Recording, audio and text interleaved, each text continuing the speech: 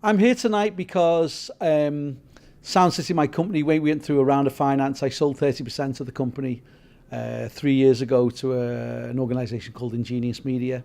And I'm just looking now at the next stage of the development of the organisation. We're here in Manchester this evening with Creative Industry Finance to talk to the businesses here about how they can use business advice to help them develop their businesses and then to access finance. It's what we do at Creative Industry Finance. Creative Industry Finance, similarly to Transmit Startups, we're about businesses that have gone through that startup stage and are at a point where you want to grow further. So we help businesses go from post-startup, post 18 months, to wherever they want to be in the future. We're funded by Arts Council England to provide that business advice, and our finance is provided by commercial and alternative lenders. So these are real companies with real loans out in the real world. So what do you actually get with a Creative Industry Finance programme?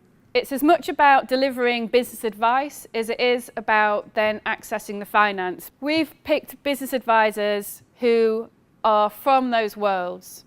They've run businesses in those worlds. They've headed organisations in those worlds. So there's lots of different kinds of lending for different kinds of businesses, able to offer small amounts to really large amounts. Typical repayments are 1 to 7 years. Again, that would depend on what you end up borrowing, and interest rates vary across the kind of lenders we have. Basic eligibility, if you're thinking about this might be something for you, have you been trading for at least 18 months? One of the major watch points we have when we get applications is you might have had a business that's been going for a couple of years, but if you can't show us that you've been trading, that you've got money coming in and money going out, you may not be ready for this kind of program and this kind of loan. It could be that a startup loan is better or another kind of support. But if you can show that you've been trading and you can then show us in a business plan what your plans are for growth, then we can help you out.